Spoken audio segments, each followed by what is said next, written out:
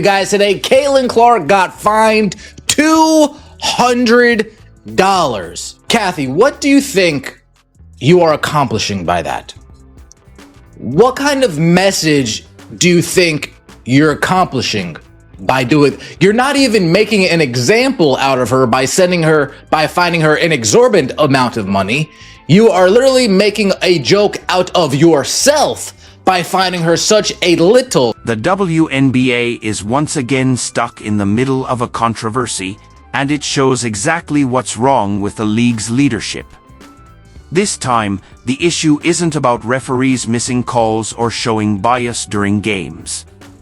It's about something even more frustrating: the league punishing its biggest star just for pointing out problems that everyone already sees. Okay, and we know how this works because Sophie Cunningham has told us how this works. If you talk about the refereeing, if you talk about the officiating, on the InstaFace, on the TikToks, on the Twitters, any of that social media, in the public, in the interview, if you mouth it in the shower, Kathy Engelbert will peek in and look around at you and point at you and be like, you're fined. Even though she won't clean up the officiating in her trash-ass league? Okay. Caitlin Clark, the Indiana Fever's superstar guard who has changed women's basketball almost by herself, found herself fined $200 for making a playful post on Instagram.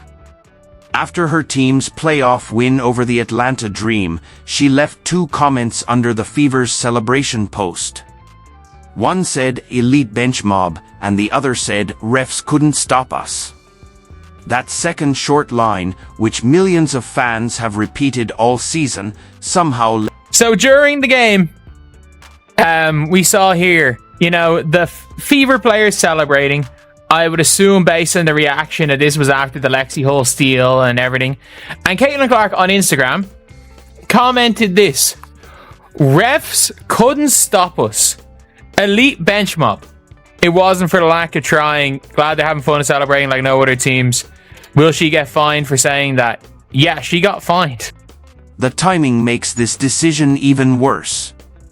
Just as the Fever are enjoying their deepest playoff run in nearly 10 years, shocking the basketball world by upsetting the Las Vegas Aces in Game 1 of the semifinals as heavy underdogs, the WNBA decides this is the moment to punish Clark.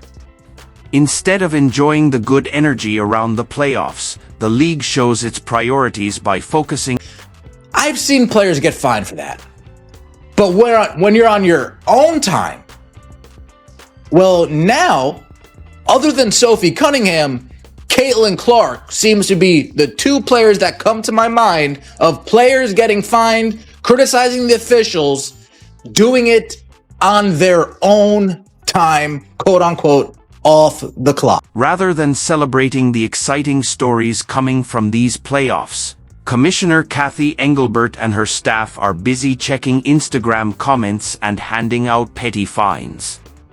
Instead of highlighting players' successes, they're punishing harmless jokes that only point out what everyone already knows about a... Kathy, I see you hating on us from a mile away, Kathy Engelbert. We all see it. You out here trying to fine Caitlin Clark. You out here fining the one person who's actually bringing money into this league. What a joke. You're mad that the Indiana Fever are here right now. Y'all didn't expect us to get this far. Y'all really didn't expect it. We got Sophie Cunningham exposing the whole league agenda. Exposing them. Caitlin Clark mocking them all on Twitter, all on Instagram, everywhere, because they are... Let's be clear about what happened. After the Fever's close 87-85 win over Atlanta in Game 3 of the first round, Clark left 2 small comments on her team's official Instagram post. She wrote, "Elite bench mob" and "Refs couldn't stop us." That second comment, only 4 words long, captured what fans have been saying all season long. But the WNBA treated it as a crime and slapped her with a $200 fine. It's almost laughable how extreme the punishment is. What world do we live in? Like, I'm pretty sure she just said the refs can't stop them celebrating. This isn't even her going at refs. It's literally like if you say the word refs and you're an Indiana Fever player, you're going to get fined.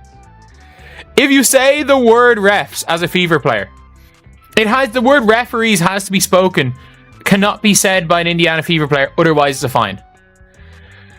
And the worst part is if they got fined for celebrating. So I don't think, only she got fined, not everybody. There's other people on the floor, everything. She's not, like, they're celebrating, the timeout's been called, or the foul's been called, it is what. This is the same league that has allowed its biggest star to be targeted and roughed up all season long. Yet, the moment she lightly jokes about officiating, they act like she broke some huge rule. And the strangest part is that Clark isn't even playing in these playoffs. She's been out since July with a groin injury that ended her second season after just 13 games. She's been sitting on the bench, supporting her teammates while she heals. But even from the sidelines, while injured and unable to play, she still became a target for the league just for stating the WNBA definitely got to play these women more. You got to pay these women more. Because what the hell is a $200 fine? This picture right here is giving me Mom Made Pizza Rolls vibes. Mom Made Pizza Rolls and everybody... Ah! Caitlin Clark was fined $200 for her comments she left on the IG post. She said refs couldn't stop us, meaning they advanced to the next round despite the refs trying to throw them a curveball every game, despite having to play against the refs. And the league said, "Oh hell no, you gotta run me that. You gotta run me that 200. You got to run me that 200." Clark herself didn't take the punishment seriously. On X, she wrote, "Got fined $200 for this LOL," adding laughing emojis and promising that the bench mob would be even rowdier the next game. Her teammate Sophie Cunningham joined in on the fun, joking that the fine might bankrupt Clark and sarcastically suggesting they start a GoFundMe. The truth is, the fine is meaningless financially. Clark's WNBA salary is around $78,000, but her endorsements with Nike, Gatorade, and others are worth tens of millions. The fine equals about 0.007% of her net worth. Clearly, this isn't about money, it's about principle. The league would rather punish players who mention poor officiating than actually fix the officiating problems. And Clark's comment wasn't even mean. She didn't insult refs personally, didn't curse, and didn't make threats. She just pointed out that officiating didn't stop her team, which could also be seen as celebrating her teammates' fight. Yet somehow, the WNBA thought this deserved punishment. Sophie has got jokes. She retweeted this. That's really going to break the bank for her. Starting a GoFundMe now. Sophie, you got jokes. Hun, you got jokes. Yeah, so Sophie Cunningham Central, I'll donate. The timing also reveals the league's completely backward priorities. While Clark was being fined over a harmless Instagram comment, her team was preparing to face the Las Vegas Aces in the semifinals. At the same time, Aya Wilson, the Aces star, had just won her 4th MVP award. The contrast says everything. Wilson is celebrated as the most decorated active player, while Clark, the league's most popular player, gets fined for a playful remark. This is a perfect example of how poorly the WNBA manages its players and its image. All season long, bad officiating has frustrated fans, players, and coaches. From fights like the Fever Sun brawl with multiple ejections to countless bad calls and inconsistent whistles, officiating has been a mess. Yet, instead of solving it, the league chooses to punish anyone who speaks out. Rather than fining players for being excited on the bench and for letting it be known how trash your referees are, why don't you start finding referees for not calling fouls? Why don't you start putting that type of energy into making sure the game is played better? Why don't you do that? Why don't you do that? Because that would be nice. That would be nice if you could do that. This fine fits into a clear pattern. The WNBA doesn't want criticism, it wants silence.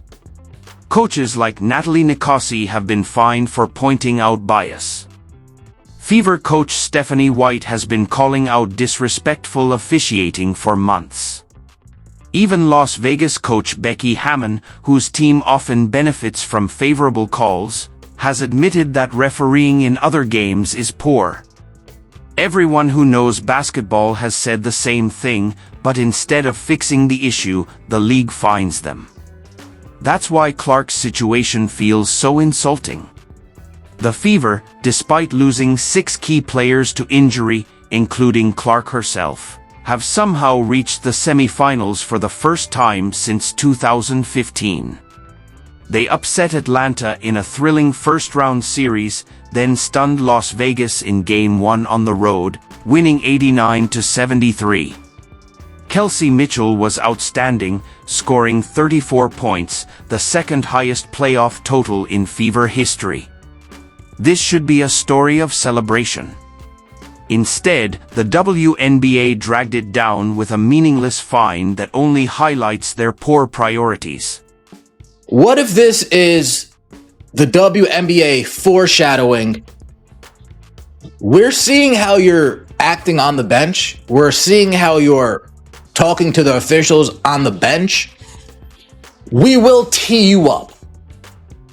Now, whether I think that she deserves a tee for it or not, we're not even going to get into that. What if this is just saying, hey, we're going to tee you up if you continue to get at the officials, if you continue to talk up the officials, if you continue to show up the officials on the sideline, we're going to tee you up. We're not going to tee Sophie up.